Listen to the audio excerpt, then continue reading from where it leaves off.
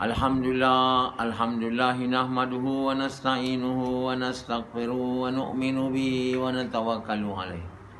Wa na'udzu billahi min shururi anfusina wa min sayyiati a'malina. May yahdihillahu fala mudilla lahu wa may yudlil fala hadiyalah. Asyhadu an la ilaha illallah wa asyhadu anna Muhammadan abduhu wa rasuluh. Sallallahu alaihi wasallam tabaraka wa sallama tasliman kasiran kasira amma ba'd. Bismillahirrahmanirrahim. Wa man ahsanu qawlan mimman da'a ila Allah wa amila salihan wa qala innani minal muslimin. Tuan-tuan bapak-bapak sekalian, ayat ini, wa man ahsanu qawlan mimman da'a ila Allah wa amila salihan wa qala innani minal muslimin. Setakat ni lah saya belum jumpa kat Quran ni ayat yang sama dengan ayat ni, lebih kurang.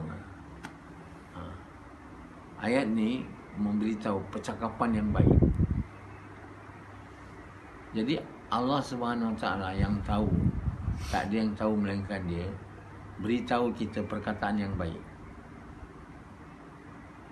Perkataan yang baik itu ialah mengajak manusia kepada Allah. Wa man ahsanu qawlan mimman da'a ila Allah. Percakapan yang baik. Ini bukan saya cakap, bukan Nabi Muhammad cakap. Ini pencipta manusia, Tuhan semesta alam yang tak mati. Enak, kekal. Di mana semua orang mati nanti, termasuk malaikat yang ambil nyawa pun mati, dia tak mati. Tinggal seorang saja. Kemudian dia hidupkan kita kembali. Itu Tuhan yang bagi tahu kita ni. Apa perkataan yang baik, percayalah. Tak percaya lagi. Kalau Hanzalah cakap, banyak sebab kita tak nak percaya. Perangai buruk. Tidur dalam bayan, kan? Mana nak cakap yang baik, kan? Kalau dia nak cakap, kalau Mahdi cakap pun kita tak boleh nak dengar sangat. Kita nak dengar kebenaran satu orang pun, tengok kat siapa yang cakap tu. Kalau setakat Anwar Ibrahim, tak ada lah. Siapa-siapa je lah, kan? Ini Tuhan semesta alam, Tuhan yang mulia. Apa yang dia cakap tu benar dan tiada lagi melainkan benar. Jadi orang yang ada Allah dalam hati dia, bila baca ayat ni gementar lah. Quran ni semua gementar punya orang. Orang akan bergementar hatinya, luluh habis. Tapi orang yang tak ada Allah dalam hati baca Quran flat rate, tak ada merasai apa-apa. Macam Azri, Hanzalah, kenapa tak rasa apa-apa? Kita baca tu macam tak tahu ini cakap siapa ni. Ikramah, Abu Jahal masuk Islam. Bila baca Quran dia beria lepas masuk Islam. Bersungguh lah dia. Iman dia pun kuat. Korban, sanggup. Saya dah dulu korban mati-matian untuk menghancurkan Islam. Sekarang ni saya tak mau lagi main-main. Perkara yang sama saya buat untuk menghancurkan Islam, perkara yang sama saya akan buat untuk hidupkan Islam dalam diri saya. Dia kata, bila baca Quran ini, kalau percakapan Tuhan aku. Yazid ada baca.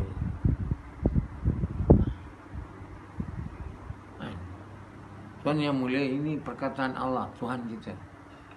Dia cakap perkataan yang baik. Ialah percakapan mengajak manusia kepada Allah. Apa makna mengajak manusia kepada Allah? Mengajak manusia mengucapkan kalimah yang benar. Kalimah yang benar itu apa? La ilaha illallah. Kalimah yang benar. Kita kena dengar tafsir. Baca Quran, baca tafsir orang yang tahu tafsir. Kita tak faham, hanya mengajak manusia kepada Allah, kita tukar. Mengajak kepada masjid. Atau kita tukar, mengajak kepada mengamalkan agama. Tak betul. Kadang dia orang terjemah ikut suka dia. Sebab dia orang kalau tulis mengajak kepada Allah, dia kata orang tak faham. Dia orang pun tak pernah buat. Dia orang hanya mengajak kepada agama. Jadi dia tukarlah. Aman ahsanu qaulam mimman da'a ilallah, jelas kan? Mengajak kepada Allah mengajak kepada mengamalkan agama. Tak faham lah. Jadi terjemah tu jadi tak faham, orang pun tak faham.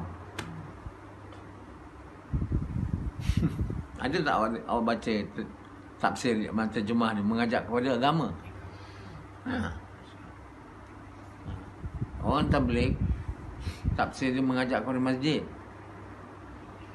Mengajak kepada masjid supaya dia orang dapat sembahyang. Dan dengar kuliah lah. Kuliah agama ni kat masjid je ada. Dan di masjid tentulah bila tengah kuliah agama tak sembahyang lain macam lah. Dah datang masjid ada juga orang dia tak nak sembahyang. Ada satu orang kat India, saya tak tahu kat India Pakistan. Ada dia orang beritahu, ada jemaah tu sibuk ajak dia kan, keluar. Dia kata okey, saya keluar. Tapi saya tak nak sembahyang. Dia pun keluar. Sama jemaah tu, dah sibuk sangat, beria-ia sangat ajak keluar. Jumpa ajak keluar. Dia kata okey, saya keluar tapi saya tak nak sembahyang. Jadi bila orang sembahyang, dia tak sembahyang, duduk kat luar ni, isap ukuk, lepak. Jadi ambil Sabtu biasa. Masa ada juga orang yang datang masjid tak sembahyang ada. Orang Islam. Tapi India ni, Pakistan memang dia buat betul. Orang kita kalau datang masjid belum ada lagi tak nak sembahyang. Walau memang dia orang tak sembahyang. Sebab dia ada sifat malu sikit. Sana tak ada. Ada lah, bukan semua orang macam dia. Tapi dia ni ada. Dia tak sembahyang. Jadi Amir Sab tu sangat bimbang lah. Malu lah dekat orang kampung. Ini jemaah dakwah kan? Orang semua sembahyang, dia tak sembahyang. Asar, subuh kan? Sembahyang, duduk luar. Ceramah kan, kau nak ajak aku keluar. Bila malam hari, Amir satu berdoa lah untuk dia. Beria-ia, meraung-raung, sebut nama dia. Dia pun bangun lah tidur. Apa salah Amir Sab ni? Meraung-raung nama aku ni. Oh, dia minta ke Allah supaya aku dapat hidayat. Kesian aku dekat Amir Sab ni. Kan? Letih dia berdoa kat aku. Bangun dia, sembahyang, tahajud.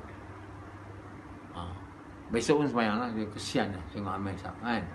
Jadi macam itulah keadaan dia. Di India juga cerita orang sembahyang. Jadi saya banyak dapat cerita kat India ni. Keluar lama kan.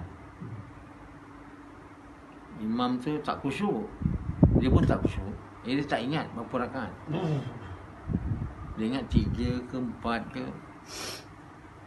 Dia pun tanya lah kat makmum, saya tadi sembahyang berapa rakaat? Dia orang satu orang pun tak boleh jawab. Diam. Sebab semua pun tak khusyuk. Yang tadi yang tak nak sembahyang kan. Yang ni yang sembahyang, imam lagi. Semua tak boleh jawab kat India. India Pakistan tu sama lah. Satu orang kata, saya tahu. Imam Sab sembahyang 3 rakaat. Wah, semua tengok dia nampak dia ni memang khusyuk lah. Kita semua tak tahu, dia tahu. Macam mana kau tahu, kata imam? Saya ada 4 kedai imam. Saya waktu sembahyang, semua akaun tu saya buat 4 kedai. Hari ni saya buat habis. Buat akaun kedai nombor 3. Imam dah bagi salam. Macam inilah punya sembahyang. Kat India, Pakistan kita tengok orang zoom. Cepat betul. Terutama rukuk tu. Sujud zoom. Dia tak ada tamak ninah tu. Kan? Allah Akbar. Zoom. Kat Indonesia pun kita tengok orang sembahyang tarawih. Dah bukan sembahyang lah. Hampir macam Hanzalah punya. Hanzalah punya sembahyang kan. Hanzalah tu dia tak ada sembahyang sebenarnya. Rupa sembahyang dia lah. Saya imam depan pun saya tengok dia macam patuk tu. Bila saya tanya lepas main, kau khusyuk Hanzalah? Tak. Khusyuk Hanzalah? Tak. Kan? Yang buat gas tu pun tak khusyuk dia. Jadi bapa yang mulia, hari ni kita ajak orang kepada sembahyang atau ajak orang ke masjid, iman tak kuat lah. Sebab kita tak ajak manusia kepada kalimah, mengucapkan kalimah atau mengingatkan manusia tentang kalimah dan mengingatkan orang. Itulah yang benar. Mengajak manusia kepada Allah, tafsirnya bukan mengajak manusia kepada masjid, dan bukan mengajak manusia dengan bayan, bukan mengajak manusia sembahyang, puasa, bukan, zakat, bersatu hati, berkasih sayang, tak. Mengajak manusia kepada Allah makna mengajak manusia mengucapkan kalimah yang benar. Yang dah mengucap, mengingatkan dia akan kalimah dan mengajak dia taat perintah Allah. Ada kau dengar tafsir ni tempat lain kat dunia? Samad? Ada tu? Jadi bila semua orang tak ada buat tafsir yang benar, yang betul macam ni, tak adalah orang faham apa Quran tu. Tak faham. Ada kau dengar? So, alah, tak ada faham dia. Jadi dia orang kata ajak kepada agama pun, itulah maksud ayat tu. Ajak pada masjid, itulah dia. Ajak supaya bersatu hati, berkasih sayang, itulah dakwah. Mulalah dah pakai ayat tu, wa man ahsanu qawlan mimman da'a ilallah. Tapi dia tafsir ilallah tu mengajak kepada kebaikan. Terutama ayat kuntum khaira ummatin ukhrijat linnas ta'muruna bil ma'ruf wa tanhauna 'anil munkar. Kamu sebaik umat yang dihantar ke seluruh manusia. Kamu mengajak kepada kebaikan. Ditafsir oleh semua banyak orang, bukan hampir semua orang. Kebaikan tu semua kebaikan. Apa saja kebaikan, itulah dia. Dia bukan itu. Kebaikan itu ialah mengajak kepada yang benar. Kebaikan. Yang benar tu adalah la ilaha illallah, tuan. Mengajak kepada mengucapkan la ilaha illallah. Ada orang tafsir macam ni. Sama? Ada. Yang ditafsir umumnya kebaikan. Mengajak orang makan pun dakwah. Itu jadinya membayar BRIM pun dakwah. Ini ditafsir oleh orang Perlis tu. Siapa? Fathul Bari Dia dalam YouTube dia cakap nak bagi tahu semua orang lah. Tujuan kita bagi kat YouTube tu apa? Nak bagi tahu semua orang apa yang kita tahu. Malang yang kita tahu tu tak betul. Jadi dia menganggap bagi BRIM tu zaman Najib dulu kebaikan lah. Sebab itulah dia kata bagi BRIM tu pun dakwah. Ada faham? Jadi siapa saja mengajak kebaikan, ajak makan, ajak minum, melainkan ajak mencuri, dia kata tak dakwah lah. Macam Hanzalah ajak kawan dia mencuri. Kawan dia banyak kajang tu. Itu Hanzalah tahu itu bukan dakwah. Tapi ajak kawan dia makan, minum, itu dakwah. Jadi faham dia orang Islam umumnya. Sebab apa dia orang faham macam ni? Sama? Sebab semua tok guru, tok syekh dikatakan belajar tafsir Quran. Kat mana tak tahu? Semua bagi tahu itu. Jadi itulah yang dia orang tahu. Dia orang lagi lah tak tahu kan. Dan mengajak kepada kebaikan dan mencegah kepada kemungkaran. Dia orang ingat kerja mengajak kebaikan, mencegah kemungkaran ni dua kerja lain. Satu kerja mengajak kebaikan, satu kerja mencegah kemungkaran. Dia ingat macam tu. Jadi dia beritahu lah, tabligh ni mengajak kebaikan je. Tak ada mengajak kepada kemungkaran, jemaah tabligh. Jemaah tabligh pun tak mengajak kepada kebaikan.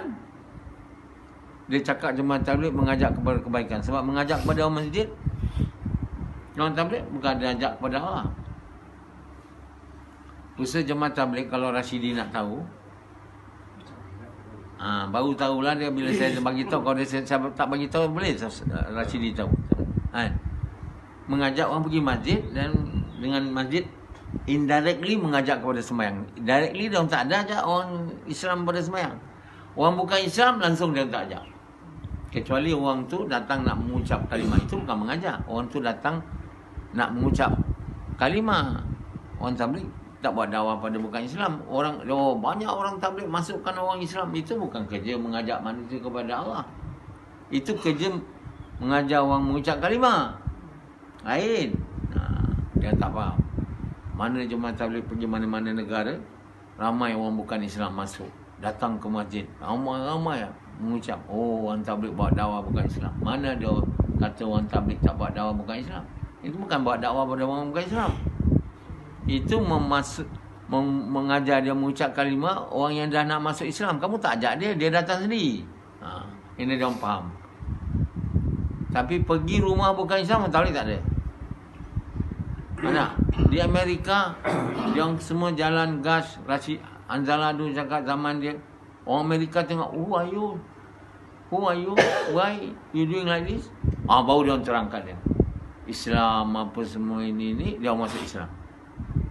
Itu bukan cara dia yang Nabi SAW buat. Nabi SAW sama ada orang mau atau tak mau, dia pergi. Pergi bukan kat jalan-jalan, kat rumah dia. Kalau macam itu kat Amerika tu, Amerika dia orang very vocal. Tengok luar biasa je, dia tengok, what are you? Where you from? Which country? Why you wearing like this? What are you doing? Praying kan. Dia tengok orang Islam tu praying. Barulah dia ambil peluang. Yang tak tanya, tak ada dakwah. Jadi Azri Abbas belajar kat Amerika. Kat Malaysia ni tak ada. Dia nak keadaan macam Amerika, ramai dakwah bukan Islam, banyak masuk Islam, dia pun seronok. Kat sini tak ada, orang Islam aja. Bukan Islam, mana dia pergi tanya dia, what are you doing? Macam kat Amerika, ada. Orang bukan Islam kan tengok kita sembahyang, tak ada nak tanya. Pergi ke Amerika, dia tanya. Jadi peluang untuk dakwah bukan Islam banyak. Jadi Azdi kata, sebelum Dr. Naswar ajar kita cakap kalimah ni, ada orang Islam masa tu, saya dah nak pergi Amerika balik dah. Rasa macam tak seronok buat kerja dakwah kat sini. Saya mau seronok buat kerja dakwah ni, bukan nak dapat iman. Seronok. Jadi bila saya dah mengajar dia, tapi lepas tu barulah kata kita bukan jumpa orang Islam aja, jumpa bukan Islam lagilah. Rashid Anzala, bapa Anzala bawa semua, ini betul punya. Ini betul punya. Bila saya buat dakwah bukan Islam, dia belum buat lagi, saya kena pergi kajang tunjuk kat dia. Mula-mula dia doa juga. Jadi kenapa saya tak dipilih oleh Allah, dia kata, untuk mulakan kerja ni? Dr. Naswar pula Allah pilih. Bapa dia suka nak dapat nama sebenarnya. Allah tak pilih dia, tak dapat nama. Jadi dia cuba tak mau bagi tahu orang siapa ajar dia. Dia pergi masuk TV, Hidayah, semua tak ada sebut nama saya. Saya belajar di Dr. Nasr, tak ada. Dia cuba menutupkan dari siapa dia belajar. Sebab dia sendiri nak dapat nama. Itu bapa Anzala Azri Abbas. Dia takkan bagi tahu orang. Dia kata, kenapa saya tak nak bagi tahu orang? Sebab bila saya cakap saya belajar Dr. Nasr, Dr. Nasr, padan lah. Dia banyak kali cakap, kau kenapa tak gas pagi, pergilah ikut saya. Oh, kau belajar dengan Dr. Nasr? Dia cakap kat bapak dia. Bapak dia tak maulah. Dia tak mau ada connection dengan saya. Sebab Nasr ni bukan Nabi, bukan orang ulama besar. Lepas tu dia belajar pula, dia malulah. Dia mau jaga dia punya image. Jadi tak nak sebut nama saya. Jadi sampai dia tak sebut nama saya, tak ada memulakan saya, hari ni dia terjauhlah dari saya. Tak ada lagi dia datang sini. Kalau dia datang Bukit Canggang pun dia tak ada tegur saya sangat. Tak ada peluang, langsung dia dapat. Inilah kesan daripada perangai buruk. Kan? Tak mau memuliakan guru. Beritahulah dia, saya belajar dari Naswa. Dekat TV tu dia tak ada sebut. Dia kata ini amal korporat apa? CSI apa? Corporate Social Responsibility. Corporate Social Responsibility itu buat dakwah. Dia bagi tahu kat TV. Sebut saya ajar dia, padahal semua saya ajar dia. Dia tak mau. Inilah dia gara-gara orang yang tak berterima kasih, tak bersyukur dan memuliakan orang yang mengajar dia. Jadi mana nak Allah nak muliakan dia? Allah buang dia lah. Melalui bini dia, buang dia. Tak adalah dia buat kerja ni. Dia hantarlah anak dia Anzala yang tidur dalam bayan. Kan? Yang tidur. Tak faham. Sampai hari ni saya letak kamera depan dia. Dengan izin Allah dia agak ada orang tengok dia kan. Orang kan tahu nanti dia tidur. Kerana takut tu dia tak tidur. Bukannya dia nak dengar bayan dengan tumpuan. Dia masih juga tak boleh mendengar dengan tumpuan. Dia hanya hari ni buka mata sebab dia takut kamera tu ambil. Kita letak depan dia kamera phone tu. Sekarang alhamdulillah ada teknologi ni. Kalau tidak kita tak boleh buat ni. Kita nak ambil kamera besar susah lah kan. Ini letak aja kamera phone kita. Tengok gambar. Nanti kita akan display gambar. Tapi dia takut lah. Dia akan diketahui oleh seluruh dunia yang dia tidur dalam bayan. Dia tak nak tu. So dia pastikan dia bayan ni dengan kamera tu dia muka dia nampak senyum-senyum. Tapi kalau kita lupa, dia pun tertidur. Dia ikut perangai bapak dia. Jadi tuan-tuan bapak sekalian, dia dakwah ni mengajak manusia kepada Allah. Kita kena pergi macam Nabi SAW, pergi jumpa orang bukan Islam ni. Di rumah dia, di lorong, di jalan, tempat kerja dia. Jadi kita mau pergi semua rumah. Kita mau jumpa semua orang. Itu kerja Nabi. Nabi-Nabi. Jumpa. Ukhrijat linnas ni, kamu dihantar ni, bukan suruh orang datang kat kamu. Ukhrijat ni, tafsirnya, kita kena pergi. Gash namanya. Ukhrijat ni, tafsirnya gash atau jaulah. Kita pergi jumpa. Bukan macam kat Amerika tu, orang pergi tanya dia. Dia kena pergi jumpa. Baru macam Nabi betul. Kita ni takut. Kalau kita takut, apa makna dakwah takut kat orang ni? Kan? Awak dakwah takut jumpa bukan Islam. Allah SWT bagi tahu kat Musa alaihissalam bila tanya dia apa kat tangan kamu, tongkat. Dia banyak faedah untuk saya, boleh kait daun, boleh saya sandar. Allah suruh dia campak. Allah suruh dia campak lah. Ni Allah suara betul tau, bukan wahyu-wahyunya. Wahyu lah. Tapi suara Allah betul, bukannya turun dekat Jibril bagi tahu, tak ada.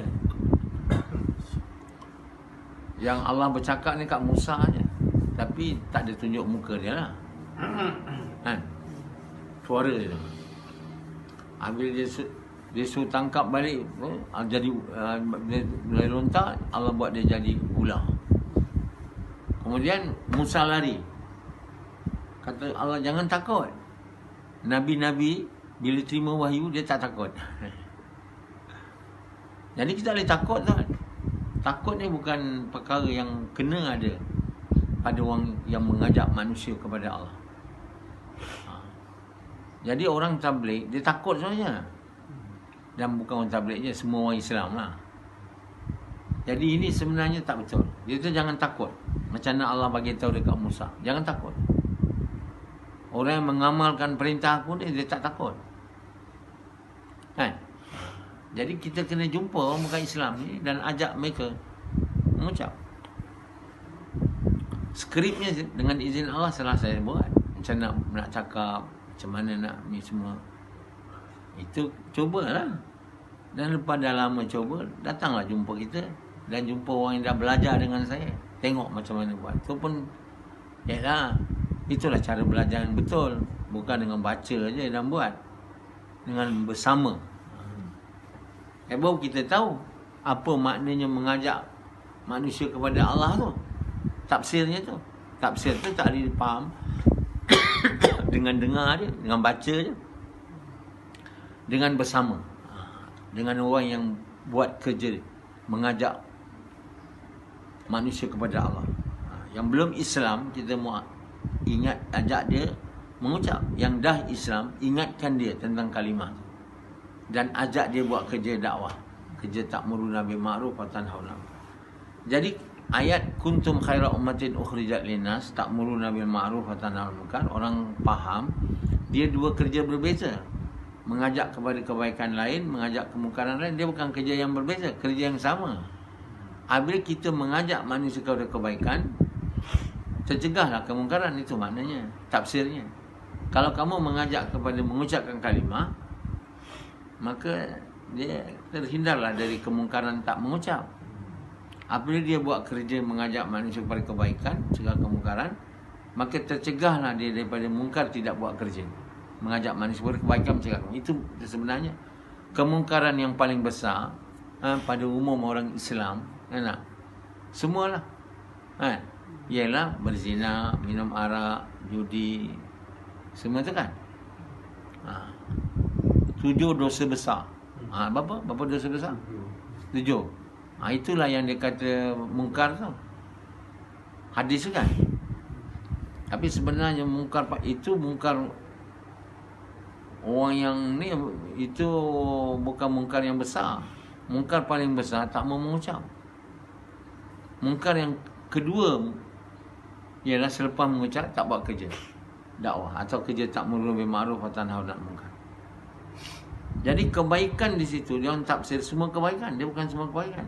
Kebaikan tidak mengajak manusia kepada mengucapkan kalimah yang benar, mengajak kepada kebaikan.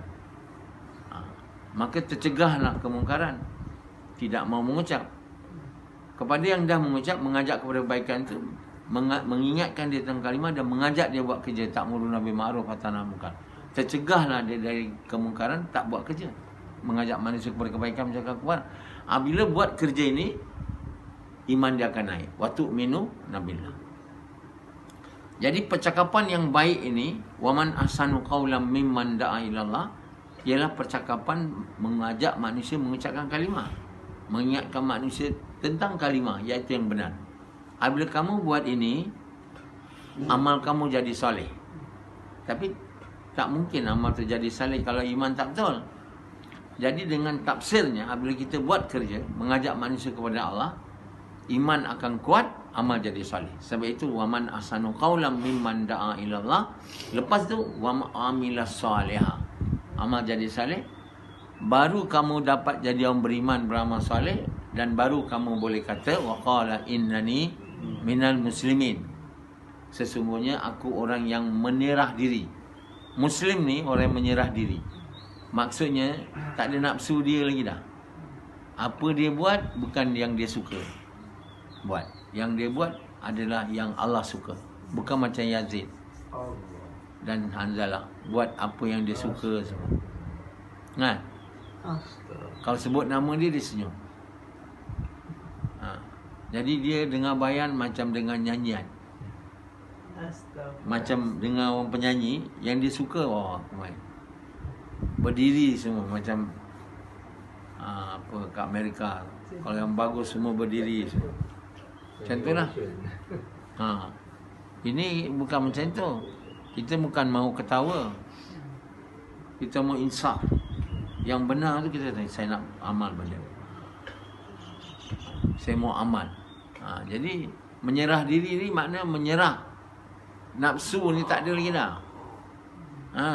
Ikut keinginan Allah semua. Itu waqala innani minal muslimin.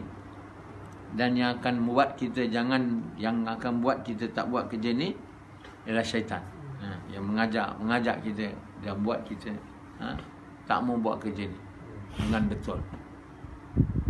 Jadi syaitan tu adalah kawan kita yang ada pada setiap orang Allah bagi. kepada Yazid Allah bagi syaitan. Kuat syaitan tu. Menghalang dia daripada dia buat kerja ni, syaitan dah tak boleh tahan dia.